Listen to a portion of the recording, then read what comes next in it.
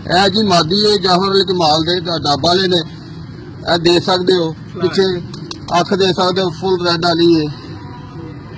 Ring ਵੀ ਦੇਖ ਲਓ ਪੂਰੇ ਰਿੰਗਾਂ 'ਚ ਸਫੇਦ ਜ਼ਮੀਨ ਹੈ ਜੈਸੀ ਪਲਕਾਂ ਨੇ ਉਸ ਤਰ੍ਹਾਂ ਹੀ ਅੱਖ ਸ਼ੇਡ ਮਾਰਦੀ ਹੈ।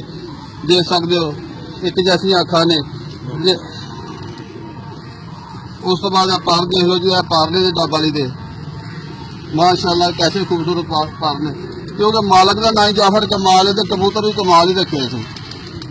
दुम्ब देख लो एक पर दी ये नहीं चाहिए फड़ के करने में जिस तरह शौकीन करते नहीं सीधे सीधे कबूतरबाज महाने में तुम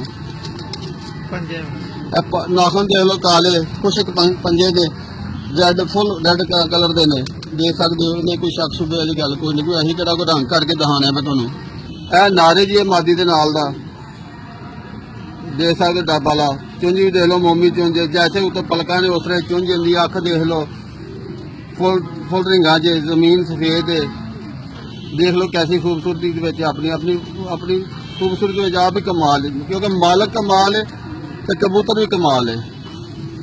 ए परने देखो कैसे प्यारे परने ने इन्हें कोई शक शुबे वाले पर नहीं ना गल पाओ ने ना दे क्योंकि ये ना ये रखे इस तरह के कबूतर रखे ना कोई सफाई करते कोई मिठा हिस्सा जो कोई पैर शैर भरे ने तो सानू ये बंदा कारोबार मजदूर आदमी ने किस तरह ही करते हैं अपना शौक पूरा।